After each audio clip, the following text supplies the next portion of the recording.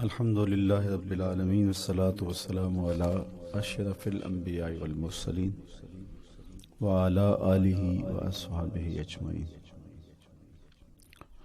قال اللہ تعالی وتبارک فی القرآن المجید والفرقان الحمید۔ بسم اللہ الرحمن الرحیم۔ لا اقسم بہذا البلد وانت حل بہذا البلد ووالد وما ولد لقد خلقنا الانسان فی کبد۔ صدق اللہ مولانا العظیم وصدق رسولہ النبی الکریم الرؤوف الرحیم۔ اللہم نور قلوبنا بالقرآن وزین اخلاقنا بالقرآن وادخلنا الجنة بالقرآن ونجنا من النار بالقرآن۔ قال اللہ تعالی وتبارک فی شان حبیبہ مخبرا وآمرا ان اللہ وملائکتہ یصلون علی النبی یا ایہا الذین آمنوا صلوا علیہ وسلموا تسلیما۔ اللہم صلی علی سیدنا و مولانا محمد معدن الجود والکرم صلاۃ و سلاما علیک یا سیدی یا رسول اللہ۔ میں نے آپ کے سامنے قرآن مجید کے جو کلمات تلاوت کیے ان میں اسی حقیقت کو بیان کیا گیا۔ لا اقسم بہذا البلد، آغاز ہوا شہر مکہ کی قسم سے۔ قسم ہے مجھے اس شہر کی، پھر وجہ قسم بھی بیان کی۔ وانت حل بہذا البلد، مجھے اس شہر کی قسم اس لیے کہ محبوب اس شہر میں تو جو بستا ہے، تیرا بسیرا ہے اس شہر میں، اس شہر کی گلیوں نے تیرے قدم چومے ہیں اور تیرے انفاس کی مہک اس کی فضاؤں میں بسی ہے، اس لیے مجھے قسم کہ یہاں تم رہتے ہو۔ اللہ اکبر۔ علماء کے مابین اس بات پر اختلاف ہے کہ مکہ المکرمہ افضل ہے یا مدینہ النبی صلی اللہ علیہ وآلہ وسلم افضل ہے۔ ایک علمی اختلاف ہے، بعض نے کہا مکہ المکرمہ افضل ہے، دلائل دیے، بڑا وزن ہے دلائل میں۔ بعض نے کہا مدینہ تو رسول صلی اللہ علیہ وآلہ وسلم افضل ہے، دلائل دیے، بڑا زور ہے دلائل میں۔ لیکن شیخ عبدالحق محدث دہلوی علیہ رحمہ اسی آیت سے روشنی لے کر کے لکھتے ہیں کہ جب حضور مکے میں تھے تو مکہ افضل تھا، جب مدینے آ گئے تو مدینہ افضل ہو گیا۔ جدھر جدھر سے وہ گزرتے چند لمحوں کے لیے ٹھہرے تھے تم جس پیڑ کے نیچے۔ نشور وحدی کا لہجہ دیکھیے کتنا دل آویز ہے۔ چند لمحوں کے لیے ٹھہرے تھے تم جس پیڑ کے نیچے، سنا ہے آج تک اس پیڑ کا سایہ مہکتا ہے۔ تو مکے میں ہیں تو مکہ افضل، مدینے میں ہیں تو مدینہ افضل۔ تو شرف ان کے وجود مسعود سے ہے، وہ جدھر جدھر سے گزرتے جائیں گے وہاں وہاں ہی نور پھیلتا چلا جائے گا۔ اور پیر نصیر الدین علیہ رحمہ کا لہجہ یہاں کتنا خوبصورت دکھائی دیتا ہے۔ ایک بار وہ جدھر سے گزرے ہیں نصیر، ایک بار وہ جدھر سے گزرے ہیں نصیر، بار بار ادھر سے بہار گزری ہے۔ تو کہا کہ قسم ہے مجھے اس شہر کی، یعنی شہر مکہ کی۔ کیوں اس شہر کی قسم؟ وَأَنْتَ حِلٌّ بِهَذَا الْبَلَدِ، کہ محبوب اس شہر میں تمہارا قیام ہے، اس شہر میں تمہاری رہائش ہے، تمہارے انفاس کی مہک ہے اس شہر کی فضاؤں میں، اور تمہارے قدموں کو چھوا ہے اس شہر کی گلیوں نے، اس لیے قسم کہ یہاں آپ رہتے ہو۔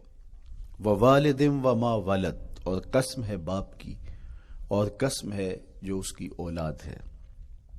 والد سے مراد کیا ہے اور ما ولد سے مراد کیا ہے؟ تو اس کے بارے میں ایک قول یہ ہے کہ والد سے مراد حضرت ابراہیم علیہ السلام ہے، اور ما ولد سے مراد حضور علیہ السلام جو ان کے فرزند ہیں۔ ایک قول کے والد سے مراد حضرت آدم علیہ السلام ہیں، اور ما ولد سے مراد ان کی ساری ذریت اور نسل ہے۔ تیسرا قول کہ والد سے مراد حضور علیہ السلام ہیں، اور ما ولد سے مراد حضور علیہ السلام کی ساری امت، حضور علیہ السلام کی ساری آل اطرت، حضور کے اصحاب۔ لیکن علماء نے پہلے قول کو ترجیح دی کہ مکہ المکرمہ کی قسم کی گئی تو پھر مناسبت بنتی ہے کہ حضرت ابراہیم کا ذکر بھی ہو، تو اس لیے والد سے مراد حضرت ابراہیم ہیں، اور ما ولد سے مراد حضور علیہ الصلوۃ والسلام کی ذات ستودہ صفات ہے۔ تو تین چیزیں ہوئیں جن کی قسم کی گئی۔ سب سے پہلے شہر مکہ کی قسم کی گئی، پھر حضرت ابراہیم علیہ السلام کی قسم کی گئی، اس کے بعد حضور علیہ الصلوۃ والسلام کے مبارک وجود کی قسم کی گئی۔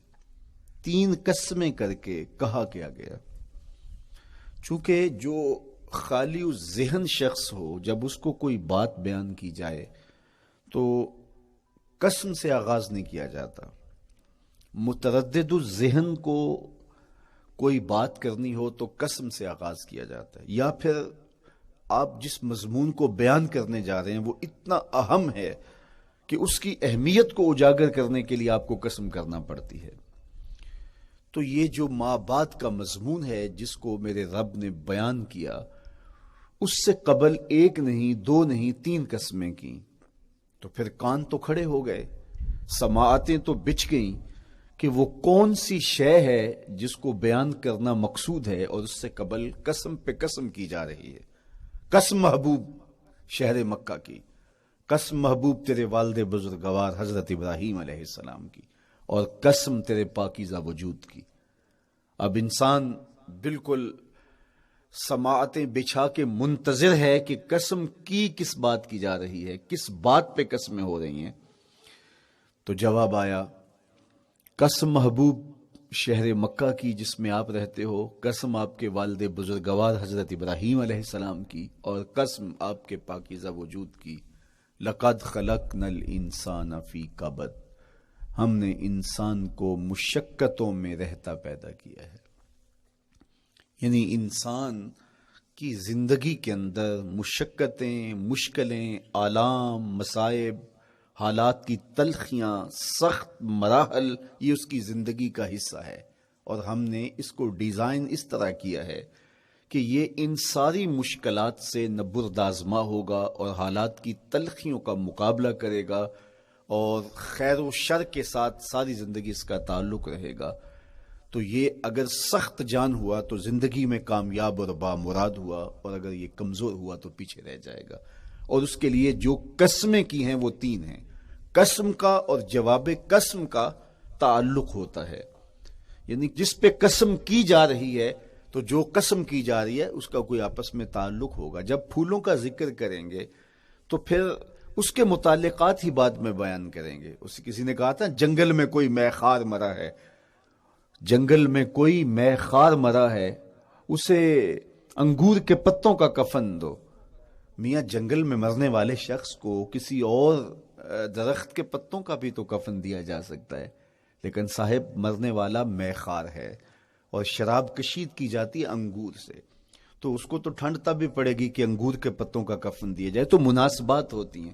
تو اب جب قسم کی گئی تو قسم تین چیزوں کی گئی، اور اس کی جواب قسم سے مناسبت کیا بنتی تھی؟ انسان کو مشقتوں میں رہتا پیدا کیا گیا، حالات کی تلخیوں سے گزرتا ہے، سخت تربیتی مراحل سے اس کو گزرنا پڑتا ہے۔ تو اس چیز کو بیان کرنے سے قبل تین قسمیں کی گئی۔ پہلی قسم میرے حضور کے پاکیزہ شہر کی، مکہ المکرمہ کی، اس لیے کہ مکہ المکرمہ میں دیکھ لیجئے کہ صحابہ اور حضور کے ماننے والوں نے کیسے تلخ زندگی کاٹی۔ شجر اسلام ثمربار ہوا تو ہمیں تو یہ کھلے ہوئے پھول دکھائی دیتے ہیں، لیکن ہم نہیں بھول سکتے کہ بلال حبشی کی پیٹھ پہ کیسے کوڑے برسے اور احد احد کیسے پکارتے رہے۔ تو ہم اس منظر کو دیکھیں، مکہ کے ان حالات کو دیکھیں، تو اس لیے قسم کی مکے کی، اور پھر حضرت ابراہیم علیہ السلام کی قسم کی، چونکہ حضرت ابراہیم نے جس قدر اذیتوں سے گزر کر کے، مصائب آلام کا سامنا کر کے، حالات کی تلخیوں کا مقابلہ کر کے اپنا راستہ بنایا اور اپنے رب کی رضا پائی، وہ تاریخ کا ایک انوکھا باب ہے۔ اس سے بڑھ کر کیا ہوگا کہ جلتی ہوئی آگ میں چھلانگ لگا دی رب کے حکم کی تعمیل میں، بیٹے کی گردن پہ چھری رکھ دی۔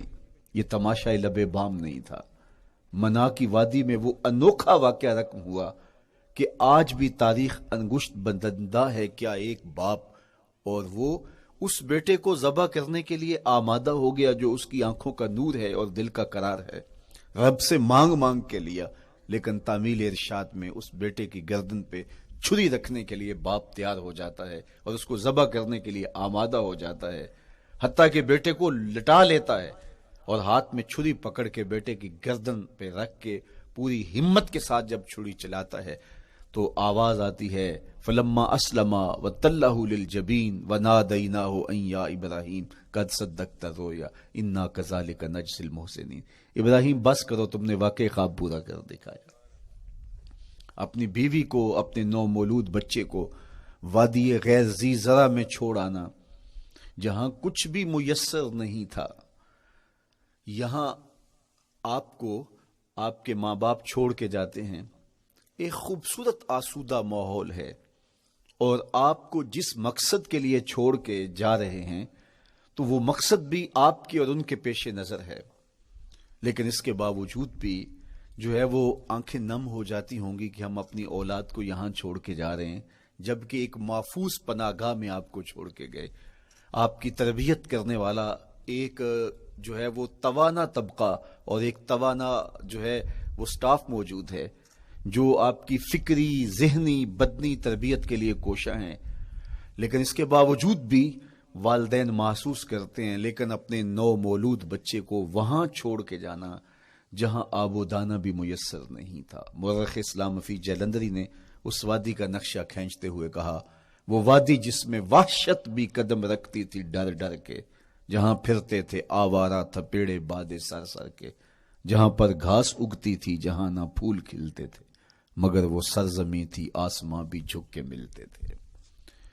تو اس وادی میں چھوڑ کے آنا، حضرت ابراہیم نے جو امتحانات دیے، اس لیے ان کی قسم کی، چونکہ جواب قسم کا تعلق بنتا ہے تو قسم ابراہیم کے پاکیزہ وجود کی کہ جنہوں نے دکھ سہے، تکالیف آلام گوارا کی، لیکن پائے ثبات میں لغزش نہیں آنے دی۔ تیسری قسم میرے حضور کے پاکیزہ وجود کی فرمایا جتنے دکھ مجھے دیے گئے، جتنی اذیتیں مجھے پہنچائی گئیں، اتنی کسی کو نہیں دی گئیں۔ پیدا ہوئے تو حضور کے باپ کا سایہ سر پہ نہیں تھا، پھر اس کے بعد حضور مختلف مراحل سے گزرے۔ 6 سال کی عمر میں ماں کا انتقال ہو گیا۔ جب راہ حق میں لوگوں کو دعوت رشد و ہدایت دینے نکلے تو جو لوگوں کے رویے تھے اور جو اذیتیں لوگوں نے پہنچائیں وہ ایک الگ باب ہے۔ مکے کی گلیوں سے لے کے طائف کے بازاروں تک جن اذیتوں سے میرے حضور گزرے، ام المومنین سیدہ عائشہ رضی اللہ تعالیٰ عنہ فرماتی ہیں ایک دن حضور کی بارگاہ میں حاضری تھی تو ہم نے عرض کیا حضور کیا احد کے دن سے سخت دن بھی زندگی میں کبھی گزرا ہے؟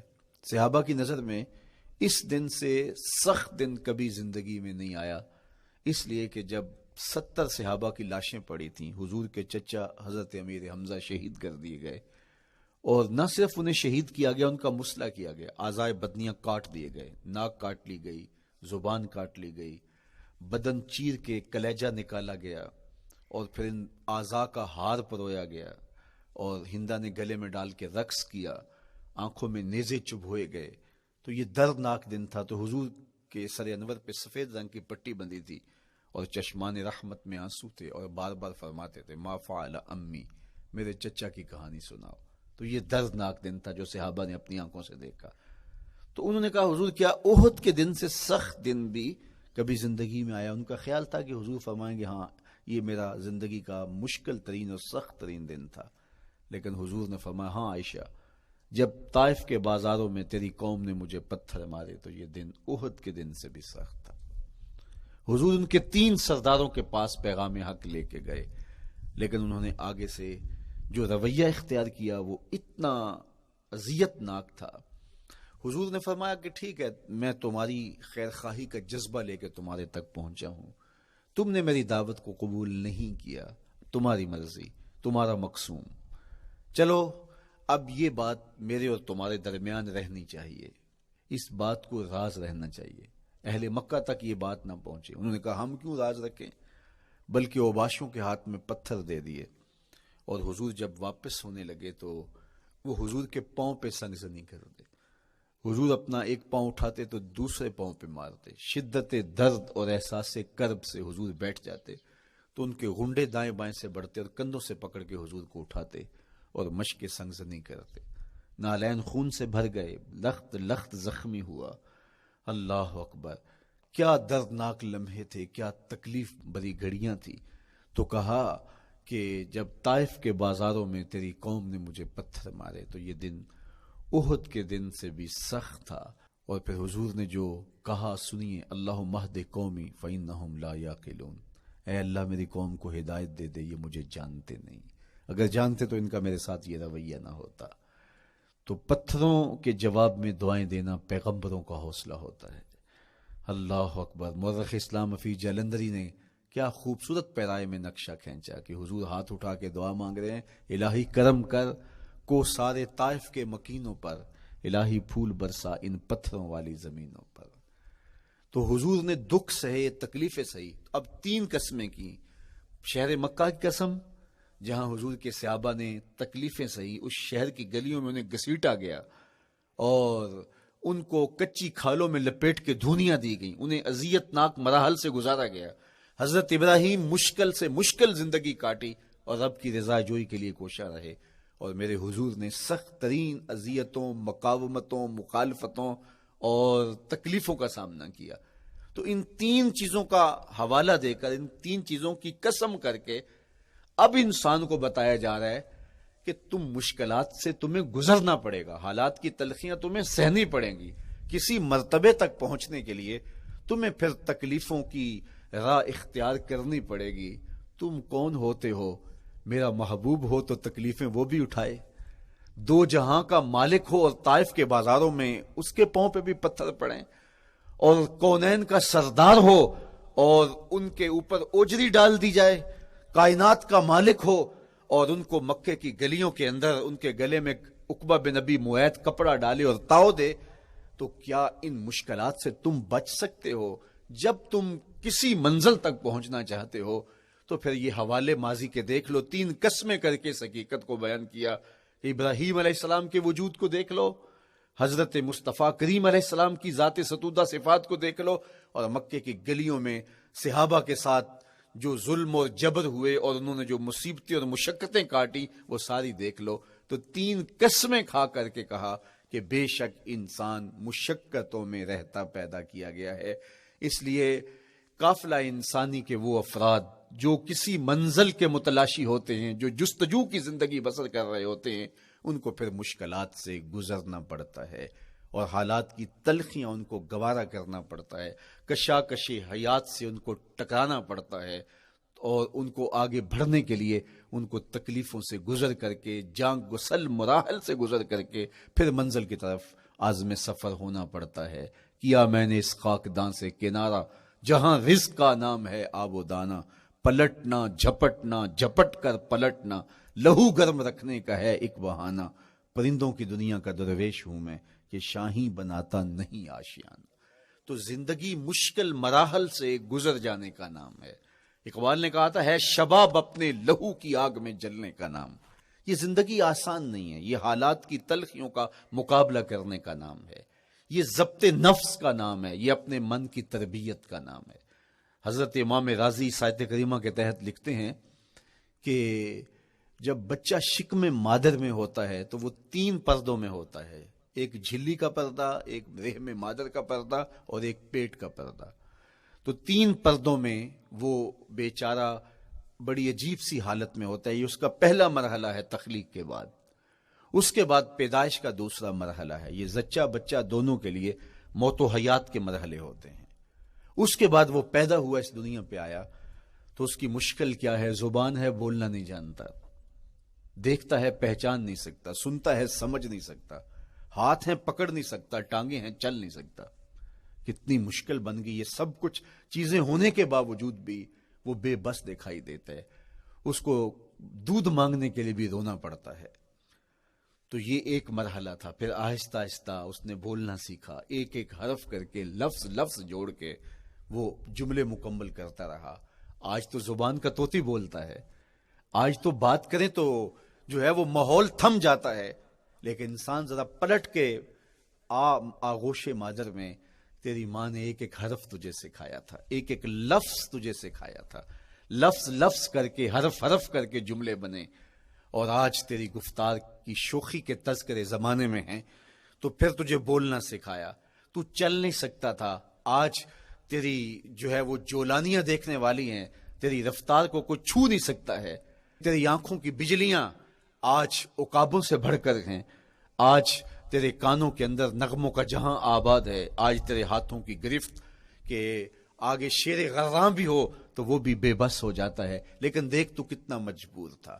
اچھا چلو وہاں سے آگے آئے، پھر زندگی کو سیکھنا پڑتا ہے، آداب سیکھنے پڑتے ہیں، کس سے کیا بات کرنی ہے سیکھنا پڑتا ہے، آگے بڑھے، جوانی کی دہلیز پہ پہنچے۔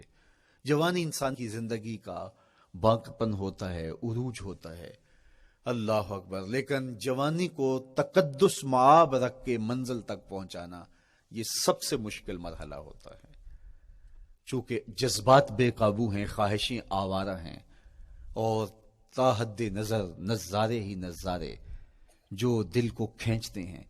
اب اپنے تقدس کو جو شخص محفوظ رکھے، کائنات میں سب سے قیمتی جوہر حضرت انسان کا اس کی عصمت کا جوہر ہے، اور سب سے حسین چہرہ وہ ہے جو جنسی کالک سے اپنے آپ کو بچا لے۔ تو جوانی ہو، باقپن ہو، اور پھر اپنی خواہشات کو بے قابو نہ ہونے دیا جائے، سب سے مشکل مرحلہ پوری زندگی میں یہ آتا ہے۔ کسی نے کہا تھا کتاب زیست کا ایک اور باب بیت گیا، شباب بیت گیا، ایک عذاب بیت گیا۔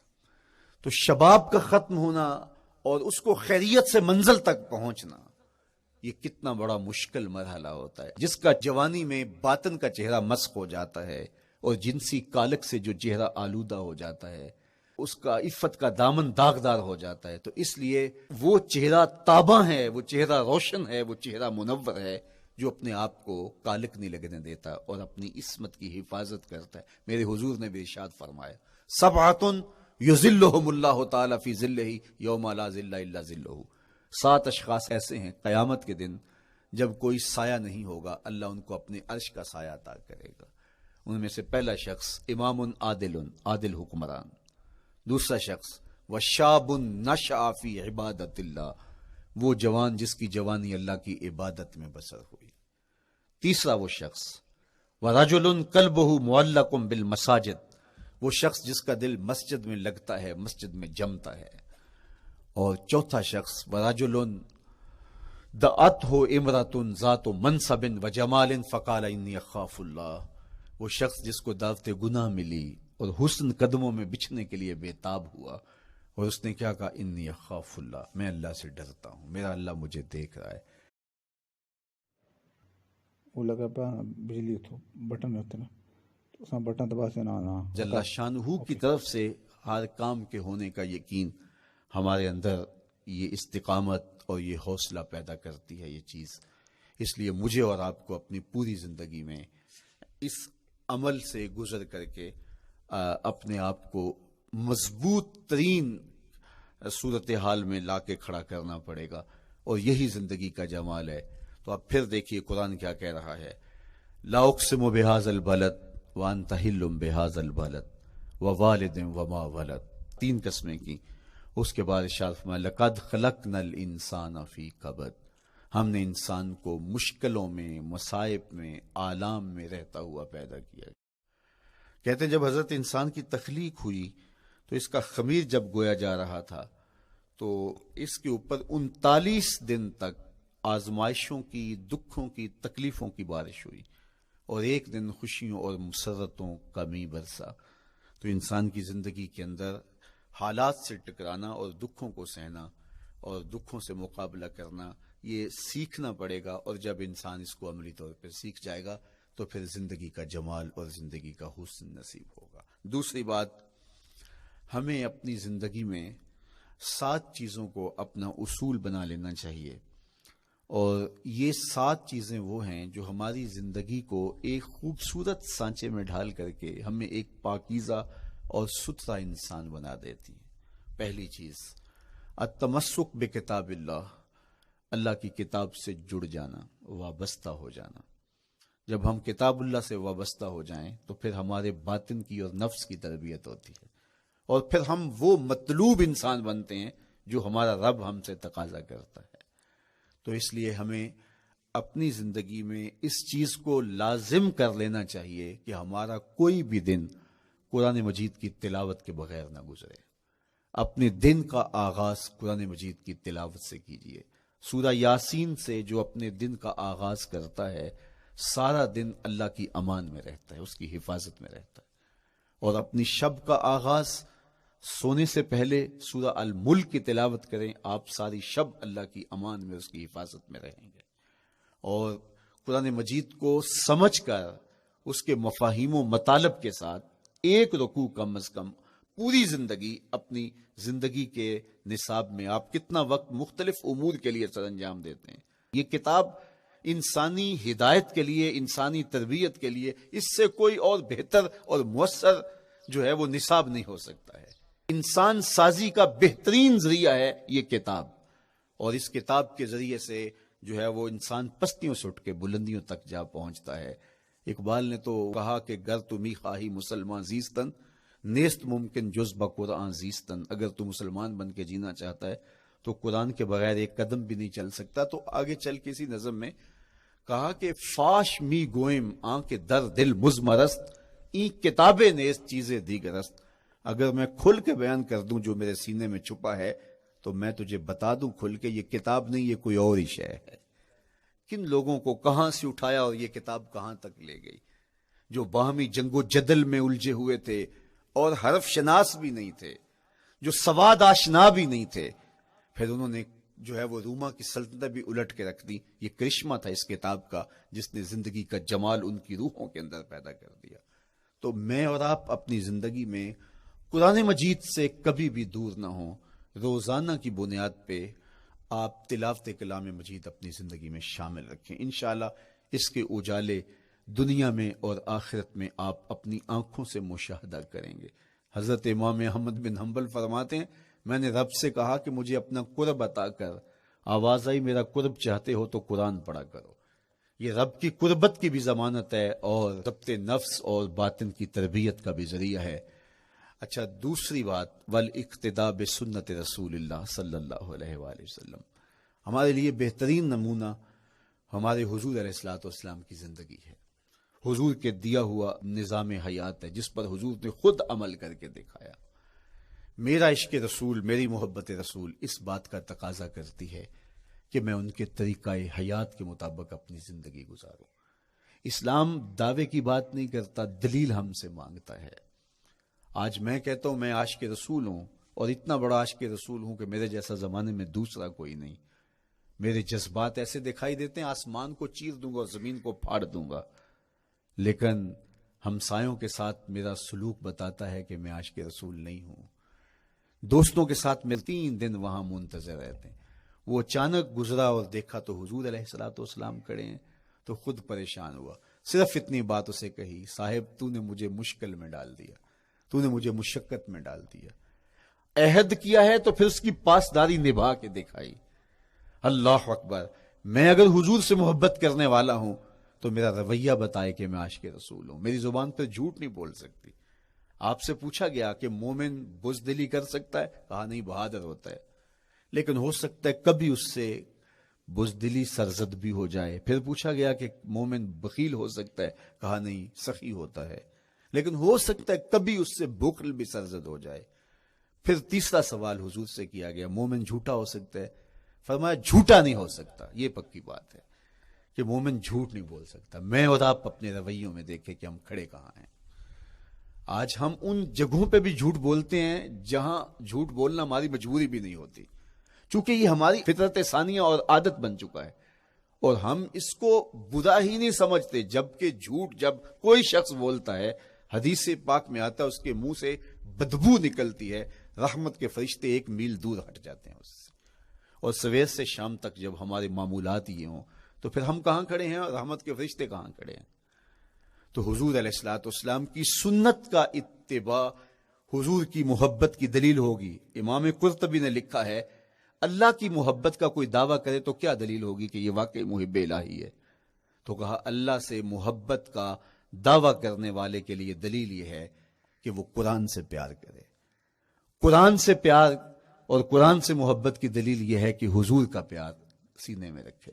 حضور سے محبت کی دلیل یہ ہے کہ سنت رسول سے پیار کرنے والا ہو، اور سنت رسول سے پیار کرنے کی دلیل یہ ہے کہ بدعات سے اجتناب کرنے والا ہو، ہر وہ طریقہ جو میرے حضور نے نہیں دیا اس کو اختیار نہ کرے، اس طریقے کو اختیار کرے جو حضور علیہ الصلوۃ والسلام کا عطا کرتا ہے۔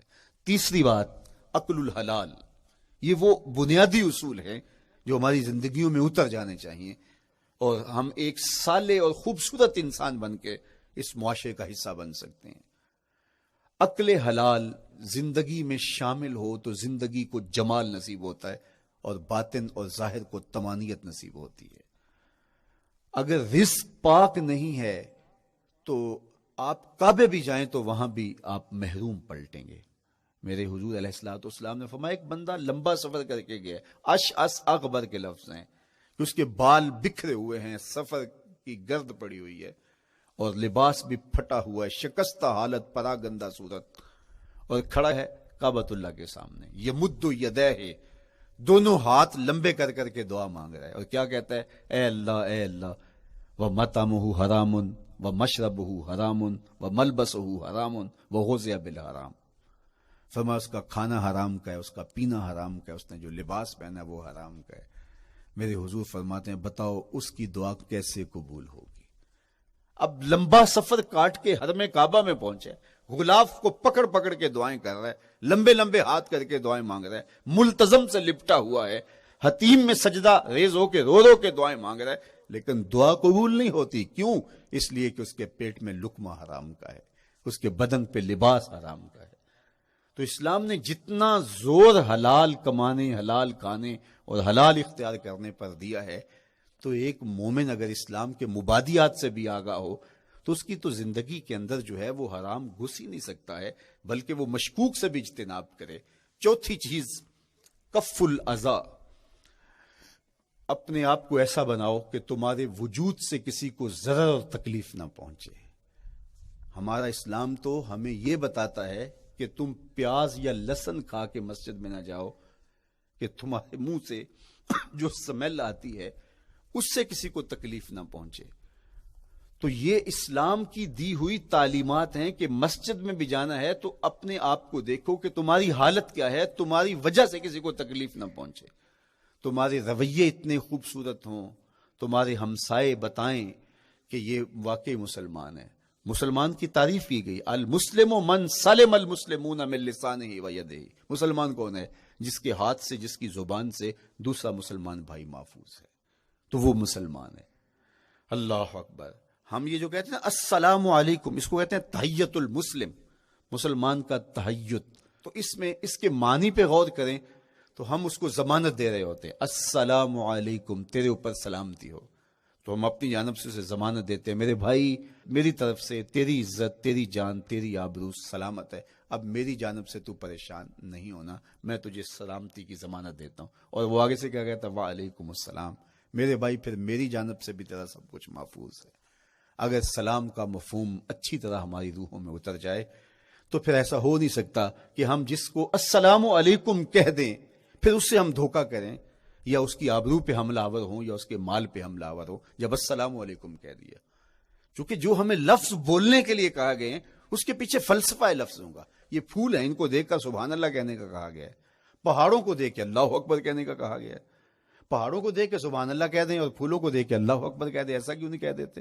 لیکن نہیں، اس لیے کہ جب پہاڑوں کو دیکھتے ہیں تو دل میں ان کی ہیبت پیدا ہوتی ہے۔ اتنے بڑے پہاڑ، سمندر کو دیکھتے ہیں تو اس کی ہیبت پیدا ہوتی ہے، اتنا بڑا سمندر تا حد نظر پھیلا ہوا، تو جب اس کی بڑائی پیدا ہونے لگتی ہے تو فوراً پلٹایا گیا اللہ کی بڑائی کی طرف اور کہا بول اللہ اکبر، یہ نہیں میرا اللہ بڑا ہے۔ اور پھول کو جب دیکھا تو اس کی لطافت کی طرف الجھنے لگے، کتنا خوبصورت ہے، درزوں میں کیسے خوشبو بسی ہوئی ہے، کیسے رنگ ہیں، کیسے جمال ہیں، اللہ اکبر۔ وہ کیا کسی نے کہا تھا نا کہ درزوں کی لطافت میں خوشبو نے اماں پائی، گل چیرنے والے نے کس شان سے چیرا ہے۔ تو کیا کمال ہے یار، کیا پتیاں ہیں، کیا رنگ ہے، کیا خوبصورتی ہے، کیا لطافت ہے، الجھنے لگے، کہا بول سبحان اللہ، یہ کیا ہے، جس نے رنگ بھرے ہیں وہ پاک ہے۔ تو تیرا دل الجھ نہ جائے تو جو ہم بولتے ہیں لفظ جہاں بھی بولتے ہیں اس کے پیچھے ایک فلسفہ ہوتا ہے۔ السلام علیکم یہ تحیت المسلم ہے، جب ہم کسی کو کہتے ہیں السلام علیکم تو اس کو ہم نے ضمانت دے دی، بس بات ختم، اب جو ہے وہ میری جانب سے تو محفوظ ہے۔ لیکن ہم سلام بھی لے رہے ہوں گے اور ہاتھ بھی کاٹ رہے ہوں گے اور اس کی جیب بھی کاٹ رہے ہوں گے، پھر سلام نہیں لیا، ہم نے منافقت کی ہے۔ تو کف الاذی چوتھی چیز، اور پانچویں چیز اجتناب المعاصی، گناہوں سے اپنے آپ کو بچا کے رکھنا۔ نیکی کرنا بہت اہم ہے، لیکن نیکی کرنے سے زیادہ ہم اپنے آپ کو گناہوں سے بچانا ہے، چونکہ شر کی قوتیں ہمارے ساتھ جڑی ہوئی ہیں، اس لیے اپنے آپ کی حفاظت جب ہم کریں گے تو ہم ایک اچھی صورت میں آگے بڑھیں گے۔ اور چھٹی چیز وہ ہے التوبہ، توبہ تسلسل کے ساتھ کرتے رہیے۔ یہ تصور کہ بڑھاپے میں توبہ کریں گے، یہ تصور کہاں سے آیا؟ یا ہمارے ہاں آج کل یہ کلچر پیدا ہوا ہے کہ لیلۃ القدر یا شبرات کے دن سارے جڑ کے توبہ کرنے بیٹھ جاتے ہیں اور پورا سال اپنی مرضی کی زندگی گزارتے ہیں۔ ایسا نہیں ہے۔ میرے حضور کے دامن پہ ایک بھی گناہ کا دھبا نہیں تھا۔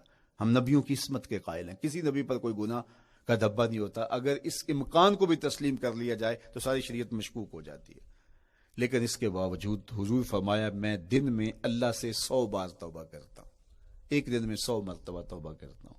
میں اور آپ دیکھیں کہ ہم کیا اس معمول کو اپنی زندگی میں شامل کیے ہوئے ہیں۔ جب انسان توبہ کرتا ہے، جب غسل کر لیتا ہے نا ایک دفعہ، تو پھر وہ بچ بچ کے چلتا ہے کہ کوئی گرد دوبارہ پڑ نہ جائے، اور جب وہ لتھڑا ہوا ہو تو پھر اس کو پرواہ بھی نہیں ہوتی۔ اس لیے ہمیں بار بار غسل کرنے کی، بار بار توبہ کرنے کی تلقین کی گئی ہے، تاکہ ہم پھر نئے گناہوں سے بچتے رہیں گے۔ تو اپنی زندگی میں توبہ کا تسلسل کیجئے، شام سویرے صبح بار بار اللہ سے توبہ کی اور رجوع کیجئے۔ اور آخری چیز ادا الحقوق، حقوق کا ادا کرنا۔ ہمارے ذمے جو حقوق عائد ہوتے ہیں وہ ہمارے والدین کے ہیں، وہ ہمارے بہن بھائیوں کے ہیں، وہ ہمارے دوستوں کے ہیں، ہمسایوں کے ہیں، ہمارے اساتذہ کے ہیں، کلاس فیلوز کے ہیں۔ وہ حقوق حتیٰ کہ جانوروں کے کیوں نہ ہوں، تو ان حقوق کو ہم ادا کرنے والے، دست بردار نہیں ہو سکتے ہم ان حقوق سے۔ یہ مومن کی زندگی ہے، یہ ہمارا نظم حیات ہے، یہ اسلام کا دیا ہوا منشور ہے، یہ طریقہ زندگی ہے کہ ہم ایک ایک کے حق کو ادا کرتے ہوئے اپنی زندگی کو بسر کریں۔ بالخصوص میں طلباء سے مخاطب ہوں کہ یہ عمر تربیتی اعتبار سے سب سے اہم عمر ہے۔ سیدنا علی المرتضیٰ رضی اللہ تعالیٰ عنہ فرماتے ہیں کہ 15 سال سے لے کر کے 20 سال تک کی عمر میں انسان کے نظریات پختہ ہوتے ہیں اور اس کی عادتیں جمتی ہیں۔ یہ دوسرے کہتے ہیں 13 سے 19 سال تک کی عمر، وہ کہتے ہیں یہ بڑی اہمیت کی حامل ہے۔ تو 13 سے 19 سال یا 15 سے 20 سال تک کی عمر، بعض کا تو ہوتا ہے کہ ابھی بچے ہیں، ماں باپ بھی سستی کرتے ہیں کہ ان کو تہجد کا عادی اب کیوں بنائیں، ابھی تو یہ بچے ہیں، ان کو ان چیزوں سے، چھوٹی چھوٹی چیزوں کا عادی اب کیوں بنائیں، جب بڑے ہوں گے، سمجھدار ہوں گے، ذمہ داریوں کا بوجھ آئے گا، سب کچھ کر لیں گے۔ تو پھر اس وقت کرنا مشکل ہوتا ہے، پھر کر نہیں پاتا بندہ۔ تو جو سیکھنا ہے، جو عادتیں پختہ کرنی ہے، وہ اسی زندگی میں ہوتی ہیں۔ تو یہ آپ کا ایک موقع ہے، آپ کو ایک ماحول فراہم ہوا ہے۔ آپ کے ہمسائے آپ کے کلاس فیلوز ہیں جو آپ کے ساتھ کمرے میں رہ رہے ہیں۔ ہمسائیگی کے حقوق ادا کرنے کا جو انداز ہے وہ یہاں ہی سیکھیے اور اپنے اندر اس کو متحقق کیجیے اور پختہ کیجیے۔ اسی طرح اپنے گفتگو کے لہجوں میں شائستگی، اپنے انداز کے اندر خوبصورتی اور اپنے رویوں کے اندر جمال پیدا کرنے کی کوشش کریں۔ اپنے آپ کو مؤثر بنائیں اور شریعت کے بتائے ہوئے اصولوں اور ضابطوں کے مطابق آپ جب زندگی کے چند دن گزار لیں گے، پھر زندگی گزارنے کا نشہ آنے لگ جائے گا۔ چونکہ جب ہم اپنی خواہش کی زندگی گزارتے ہیں تو پھر ہم خود بے چین اور مضطرب ہوتے ہیں، اس لیے کہ ہمیں اس طرح زندگی گزارنی چاہیے جس طرح ہمارے رب نے ہمیں بتایا ہے۔ آپ کوئی بھی مشین خریدتے ہیں، کوئی بھی چیز لیتے ہیں تو اس کے ساتھ چھوٹی سی بک دیتے ہیں آپ کو، اس کا طریقہ استعمال بتاتے ہیں کہ اس کو یوں استعمال کرو گے تو دیر پا اس کے فوائد حاصل کرو گے۔ اگر یہ مائک ہم اس طرح استعمال نہیں کرتے، اپنی خواہش سے استعمال کریں گے تو پھر نتیجہ کیا ہوگا کہ تھوڑے دنوں کے بعد جو ہے وہ خرابی کی طرف سلسلہ چلے گا۔ اس طرح یہ وجود جس پاکیزہ ذات نے بنایا ہے، اس نے ہمیں بتایا ہے کہ اس کو استعمال کیسے کرنا ہے اور اس زندگی کو کیسے گزارنا ہے۔ اور پھر انسان کو ایک ماڈل اور نمونہ بھی چاہیے، تو کہا نمونہ دیکھنا ہے تو محمد عربی کی ذات دیکھ لو، ادھر دیکھتے جاؤ اور زندگی گزارتے جاؤ، دیکھنا تمہاری زندگی کتنی خوبصورت اور کتنی پروقار گزرتی ہے۔ اللہ آپ کو دنیا آخرت کی برکتیں دے، اپنی پناہوں اور اپنی امان اور اپنی حفاظتوں کا حصار دے، اور آنے والا کل اللہ بہتر فرمائے، میرے وطن کی خیر کرے، میرے ملک کو امن کے اجالے دے، یہاں دہشت گردی کے سلگتے الاؤ ٹھنڈے کر کے امن کی بہاریں پیدا کر دے۔ کی محمد سے وفا تو نے تو ہم تیرے ہیں، یہ جہاں چیز ہے کیا لوح قلم تیرے ہیں، وآخر دعوانا ان الحمدللہ۔ اگر آپ کو ہمارے یوٹیوب چینل کی ویڈیو پسند آئی ہے تو اس کو آپ لائک کریں، کمنٹ کریں اور سبسکرائب کر لیں تاکہ آئندہ آنے والی ویڈیو بھی آپ کو وصول ہوتی رہے۔ بہت شکریہ۔